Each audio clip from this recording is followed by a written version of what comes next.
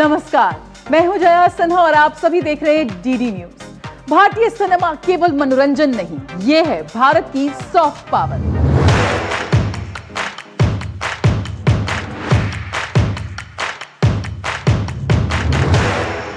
आज हम दुनिया का एंटरटेनमेंट हब बनने की ओर बढ़ रहे हैं, तो नए साल का स्वागत करने से पहले 2025 की कुछ सबसे बेहतरीन और यादगार पलों को रिवाइंड कर लें।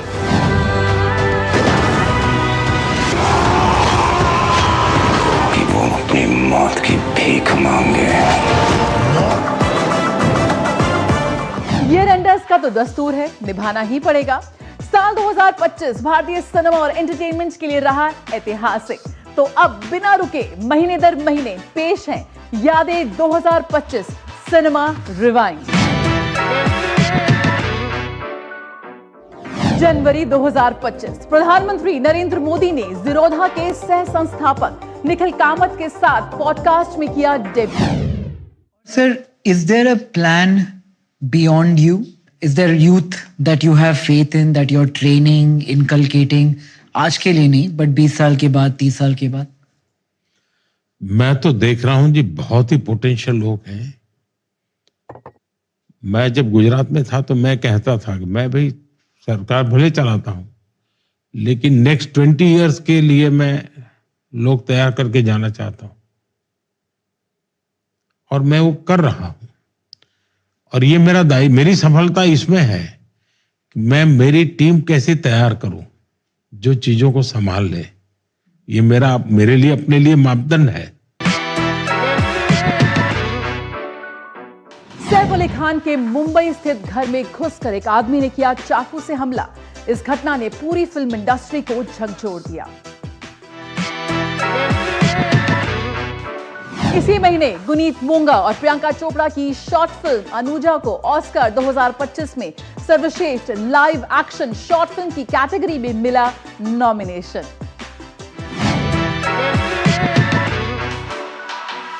अहमदाबाद में कोल्ड प्ले का ऐतिहासिक कॉन्सर्ट, करीब 2,23,000 दर्शकों ने पहुंचकर रचा इतिहास।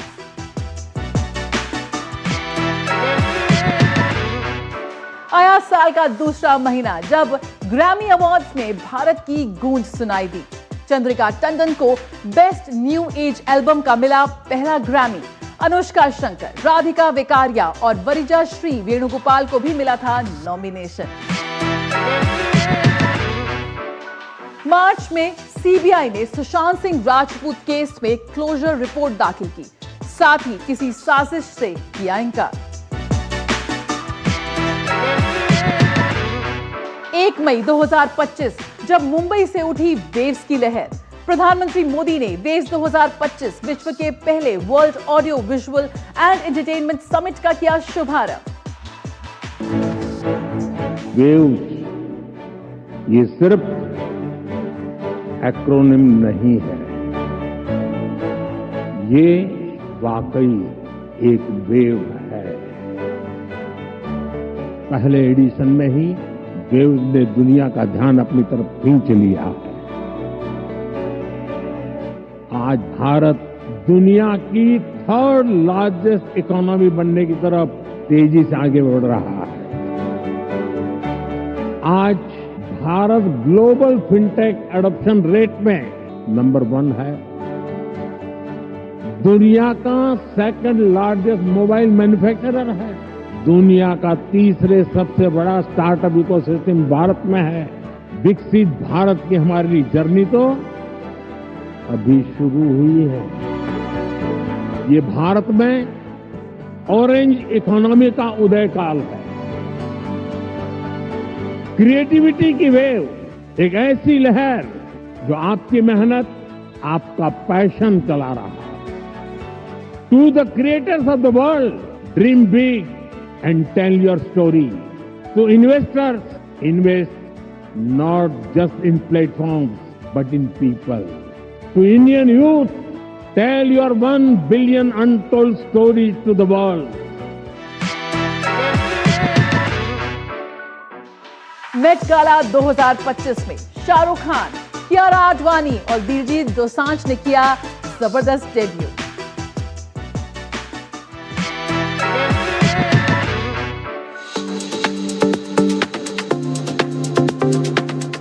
में 78वां कांस फिल्म फेस्टिवल का हुआ आयोजन।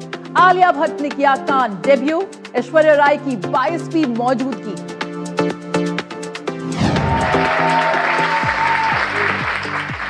और नीरज घेवन की होम बाउंड को 9 मिनट का स्टैंडिंग ओवेशन।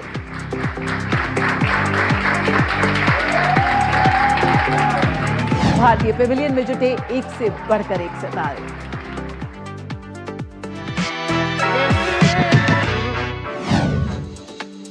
जून में ब्रिटिश सिंगर एड शीरन का सफायर म्यूजिक वीडियो हुआ रिलीज। शाहरुख खान और अरिजीत सिंह के कोलैब ने आग लगा दी।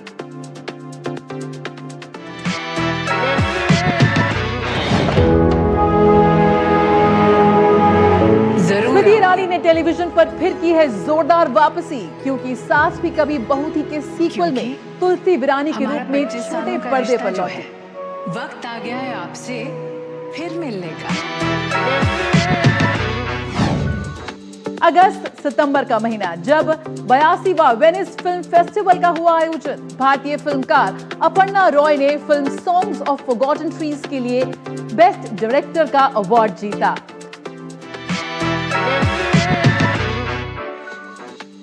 टोरंटो इंटरनेशनल फिल्म फेस्टिवल, जहां भारत पेविलियन और वेव्स बाजार ने किया डेब्यू।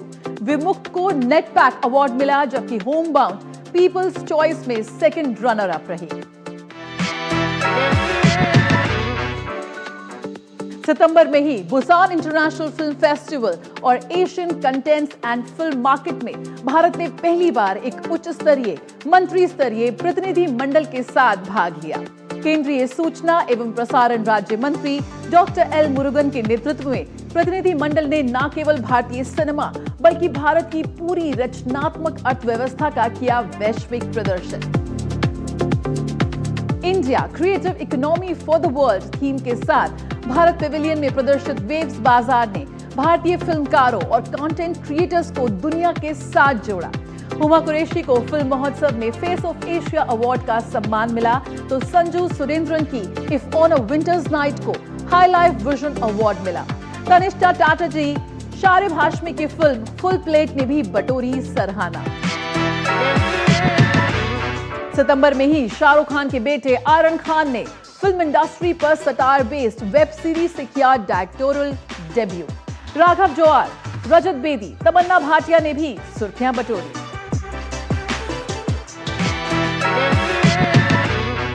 और फिर आया राष्ट्रीय फिल्म पुरस्कार, जहां मोहनलाल को सिनेमा के सर्वोच्च सम्मान दादा साहेब फाल्के अवार्ड से नवाजा गया।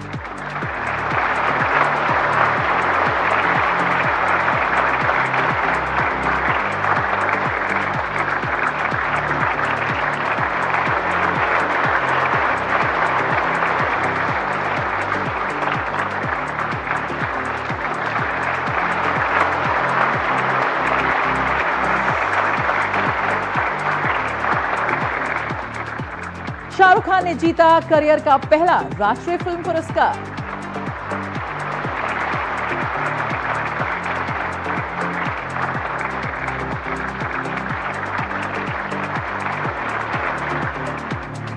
ट्वेल्थ फेल ने रचा इतिहास, बनी सर्वश्रेष्ठ फिल्म। साथ ही विक्रांत मैसी बने सर्वश्रेष्ठ अभिनेता। रानी मुखर्जी ने मिसेस चैटर्जी वर्सेस नॉर्वे के लिए जीता सर्वश्रेष्ठ अभिनेत्री का पुरस्कार।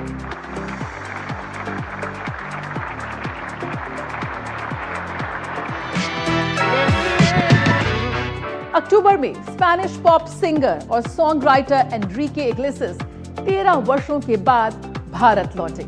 मुंबई में किए 2 sold out concert.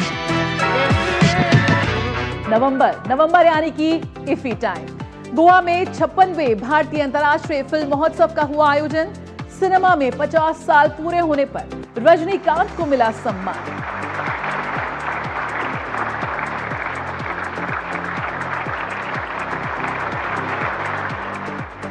Skin of youth film को मिला गोल्डन पीकॉक पुरस्कार।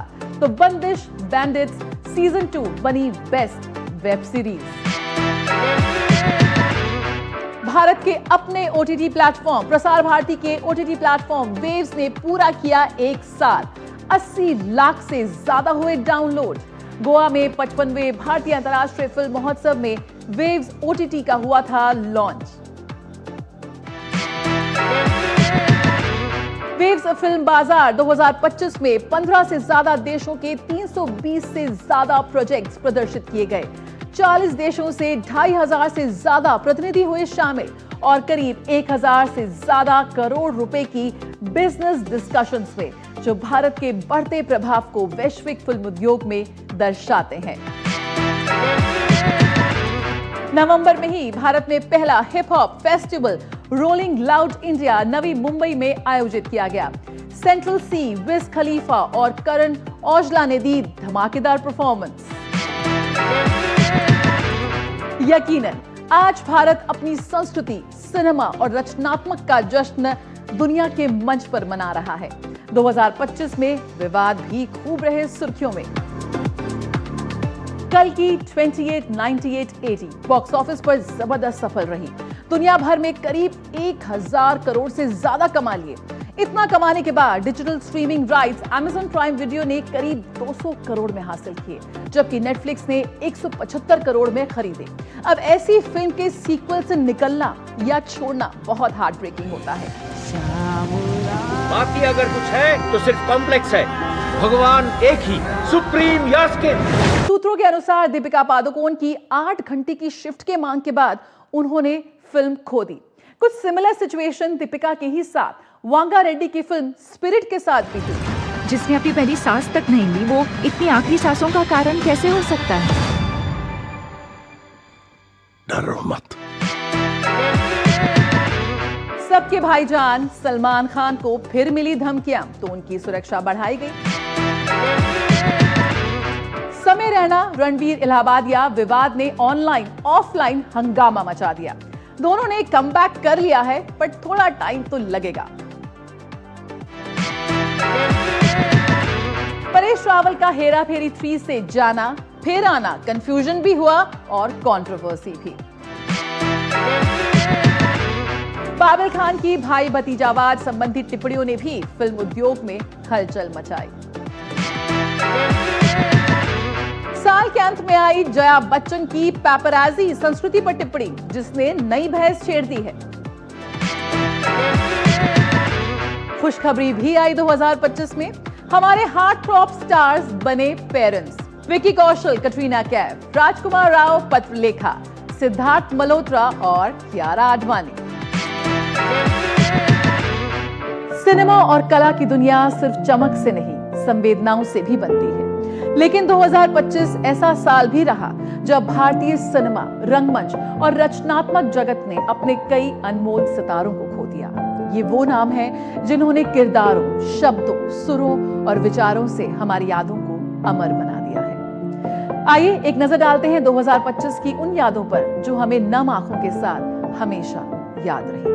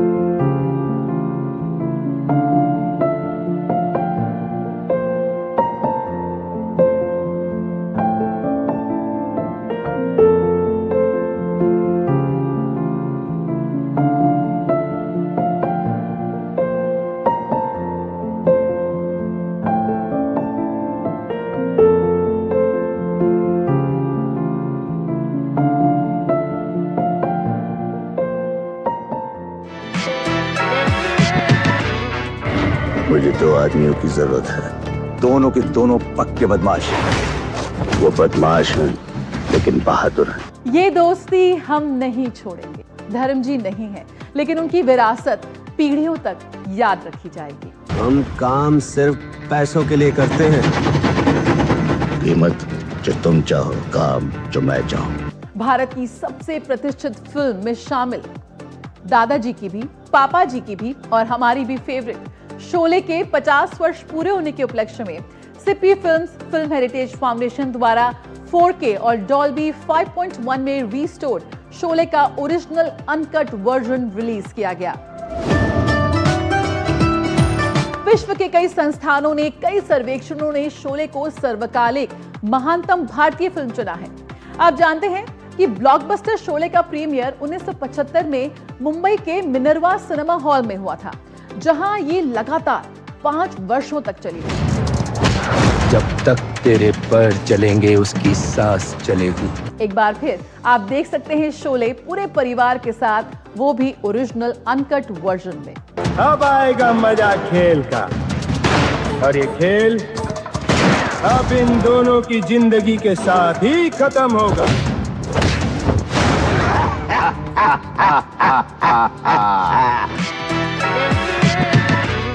अब सबसे बड़े ब्लॉकबस्टर की बात हुई है, तो आइए साल 2025 के ब्लॉकबस्टर्स पर भी डाल लेते हैं नजर और साथ ही देख लेते हैं उन फिल्मों को जिनको दर्शकों ने दिया झटका। सबसे पहले बिगेस्ट लूजर्स, ठग लाइफ, मणिरत्नम की गैंगस्टर ड्रामा फिल्म, 200 करोड़ का बजट, कमाई करीब 98 करोड़। गेम चेंजर, 400 से 450 करोड़ का बजट, लेकिन 186 करोड़ का बिजनेस ही कर पाई फिल्म, यानी कि दर्शकों ने पूरी तरह से नकार दिया। आजाद, पुरानी कहानी, बैड पब्लिसिटी, अजय देवगन की मौजूदगी भी इसे नहीं बचा सकी। सिकंदर, ईद पर रिलीज हुई, लेकिन कहानी में नयापन नहीं, एक्शन भी ठीक ही था। रिलीज से पहले ही ऑनलाइन लीक हुई, तो नुकसान तो होना ही था। लेकिन बॉक्स ऑफिस की किस्मत पलटी, कई फिल्मों को दर्शकों ने सर आंखों पर बिठाया। Kantara chapter 1 851 crore and counting. Rishabh Shetty की पौराणिक महाकाव्य फिल्म कन्नड़ में सबसे ज्यादा कमाई करने वाली फिल्म बनी। भारत में लगभग 622 करोड़ की शुद्ध कमाई। छावा, कुल कमाई करीब 808 करोड़। साम्राज्य के विरुद्ध सोचने की जरूरत की। विक्की कौशल की ऐतिहासिक ड्रामा फिल्म, बॉलीवुड की अब तक की सबसे बड़ी ओपनिंग।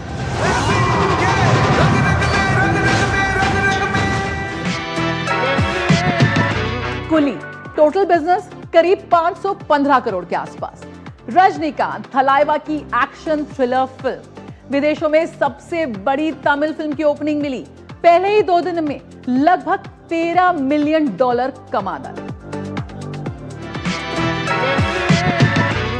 सैयारा, 570 करोड़।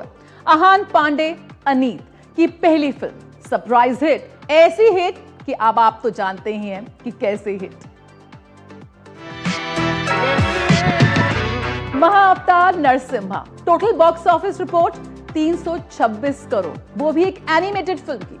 एनिमेटेड पौराणिक महाकाव्य फिल्म, अब तक की सबसे बड़ी भारतीय एनिमेटेड फिल्म। भारत में लगभग 251 करोड़ की कमाई कर डाली इस फिल्म ने। और साल के अंत में आया धुरंधर।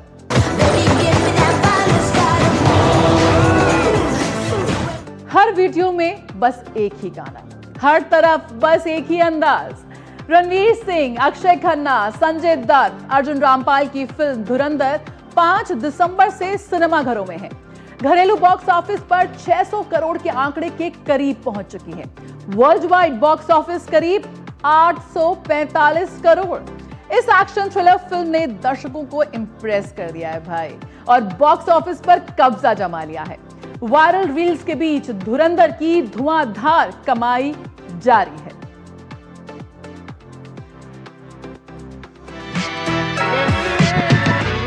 अपना टाइम आ गया है, कोई जिंक्स अब असर नहीं कर रहा। बॉक्स ऑफिस पर जमकर कमाई हो रही है। बड़ा पर्दा या फिर छोटा पर्दा, बॉक्स ऑफिस या फिर OTT प्लेटफॉर्म्स, दुनिया के कोने कोने में भारतीय फिल्मों का डंका बज रहा है। भारतीय कंटेंट क्रिएटर्स हर तरफ छाए हुए हैं। 2025 सिनेमा की दुनिया में भारत की रचनात्मक उड़ान का साल रहा। यादें 2025 सिनेमा रिवाइंड में फिलहाल इतना ही। नए साल में नई कहानियों के साथ नए ब्लॉकबस्टर्स का रहेगा इंतजार। तब तक के लिए मुझे और मेरी पूरी टीम को दीजिए इजाजत। नमस्कार।